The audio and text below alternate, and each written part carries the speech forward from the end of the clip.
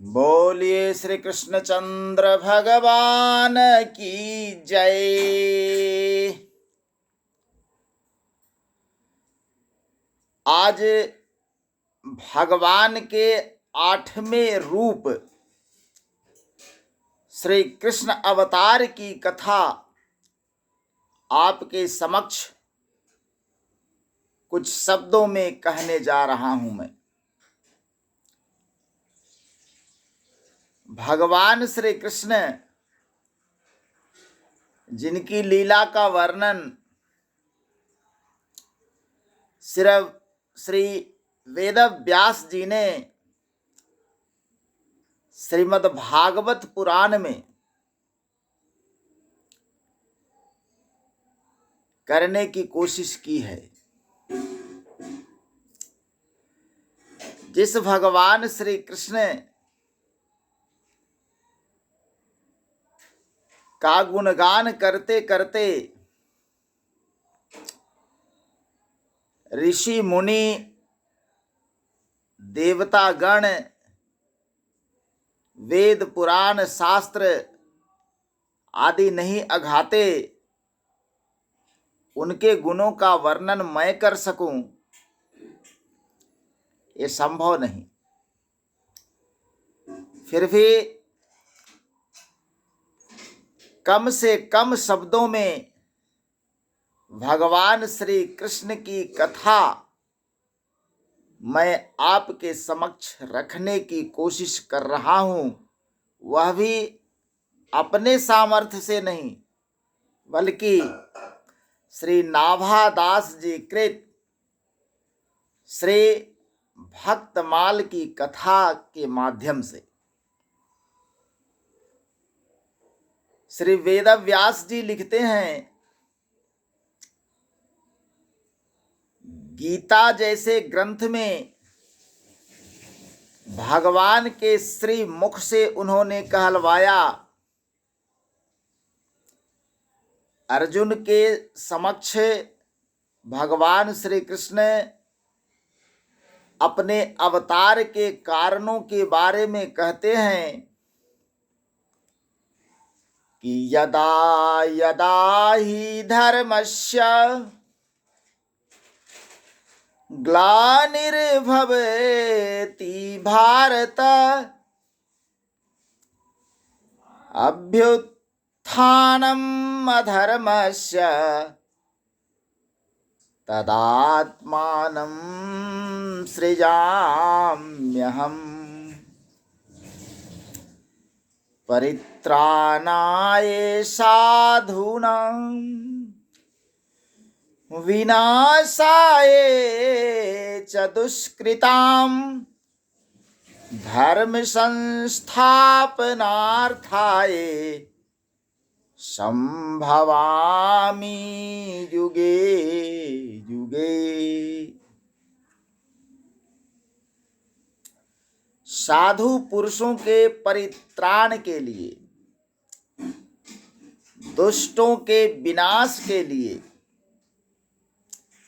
और धर्म संस्थापना के लिए मैं युग युग में प्रकट होता हूं।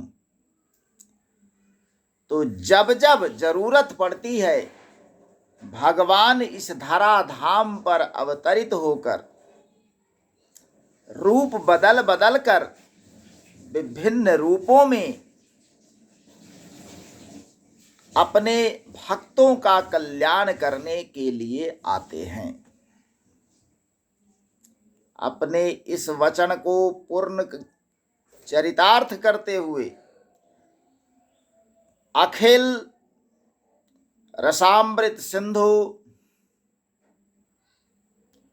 षडैश्वर्यवान सर्वलोक महेश्वर स्वयं भगवान श्री कृष्ण भाद्रपद की कृष्ण अष्टमी की अर्धरात्रि को कंस के कारागार में परम अद्भुत चतुर्भुज नारायण रूप से प्रकट हुए। वात्सल्य भावाति हृदया माता देवकी की प्रार्थना पर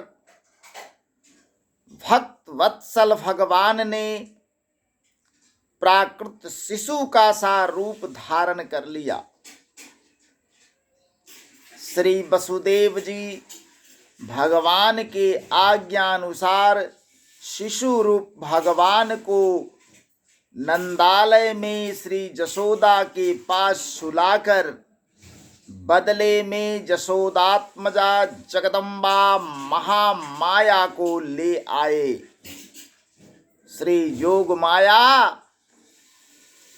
उनके बदले कारागार में चली आई। गोकुल में नंद बाबा के घर श्री जशोदा के पास सुलाकर जब योग माया को श्री वसुदेव जी यहाँ ले आए, तब कंस ने उसे पटक कर मारने की कोशिश की, लेकिन उसके हाथ से छिटक कर वह अष्टभुजी रूप धारण करके आकाश में कहती है कि रे दुष्ट कंस, तुम मुझे क्या मारेगा? तुम्हें मारने वाला तो कहीं और जन्म ले चुका है।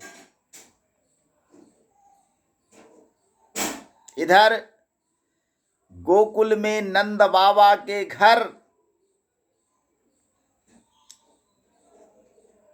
भगवान श्री कृष्ण का जात कर्म आदि महोत्सव सब कुछ मनाए गए।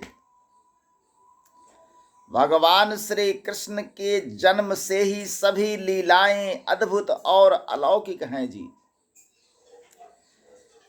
जब भगवान पालने में झूल रहे थे, उसी समय लोक बालग्नि रुधिरासना पिशाचिनी पूतना के प्राणों को दूध के साथ ही श्री हरि पी रहे थे।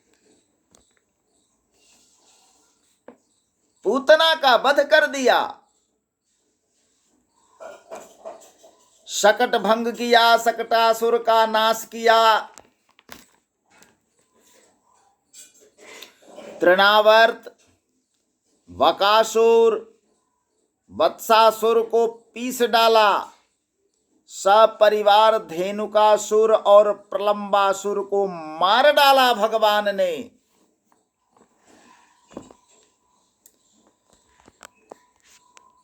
ब्रज में अनेकानेक लीलाएं की भगवान ने। दावानल से घिरे गोपों की रक्षा की, कालिये नाग का दमन किया, श्री नंद बाबा को अजगर से छुड़ाया। इसके बाद गोपियों ने भगवान को पति रूप से प्राप्त करने के लिए व्रत किया और भगवान श्री कृष्ण ने प्रसन्न होकर उन्हें वर दिया। भगवान ने यज्ञ पत्नियों पर कृपा की। गोवर्धन धारण की लीला करने पर इंद्र और कामधेनु ने आकर भगवान का यज्ञाभिषेक किया।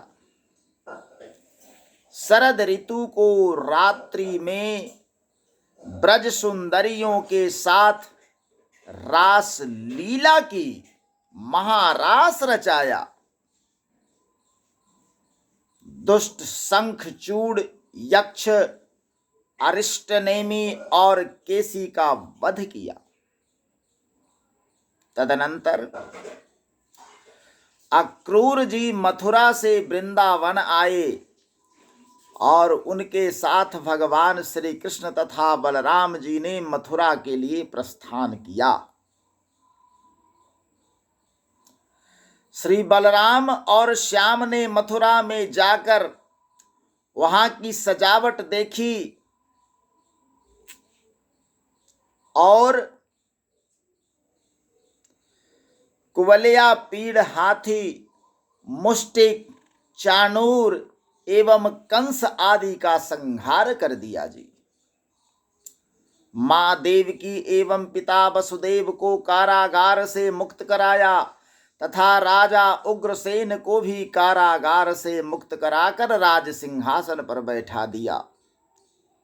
फिर वे संदीपनी मुनि के यहाँ विद्याध्ययन करके उनके मृत पुत्रों को लौटा लाए।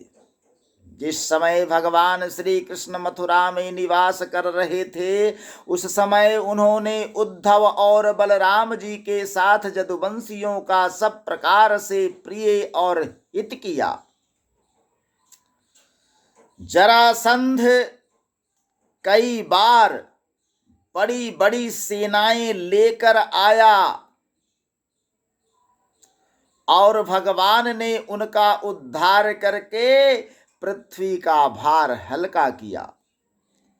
काल यवन को मुचकुंद से भस्म करा दिया। द्वारकापुरी बसाकर रातों रात सबको वहां पहुंचा दिया। स्वर्ग से कल्प वृक्ष एवं सुधर्मा सभा ले आए। भगवान ने दल के दल शत्रुओं को युद्ध में पराजित करके श्री रुक्मिणी का हरण किया। वानासुर के साथ युद्ध के प्रसंग में महादेव जी पर ऐसा वान छोड़ा कि वे जम्हाई लेने लगे और इधर वानासुर की भुजाएं काट डाली। प्राग्ज्योतिषपुर के राजा भौमासुर को मारकर 16,000 कन्याएं ग्रहण की। शिशुपाल, पौंड्रक, साल, दुष्ट, दंत वक्र, मोर, पंचजन आदि दैत्यों के बल पौरुष को चूर्ण कर उनका वध किया। महाभारत युद्ध में पांडवों को निमित्त बनाकर पृथ्वी का बहुत बड़ा भार उतार दिया और अंत में ब्राह्मणों के शाप से ब्रह्मा ने जो सृष्टि रची थी उसी के अनुरूप ब्राह्मणों के शाप के बहाने उद्दंड हो चले यदुवंश का भी संहार कर दिया।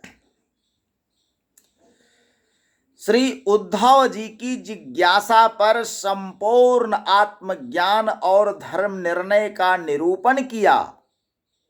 इस प्रकार भगवान श्री कृष्ण की अनंत अद्भुत अलौकिक लीलाएं हैं जो जगत के प्राणियों को पवित्र करने वाली हैं। इन लीलाओं का वर्णन भला हम कैसे कहाँ तक कर सकते हैं। बोलिए श्री कृष्णचंद्र भगवान की जय। अंत में महाभारत पूर्ण होने पर जब भगवान द्वारिका वापस आए तो अंत समय में एक व्याधा के बाण से घायल होकर के और अपनी यह लीला समाप्त की। वे साकेत धाम को चले गए। बोलिए श्री कृष्णचंद्र भगवान की जय।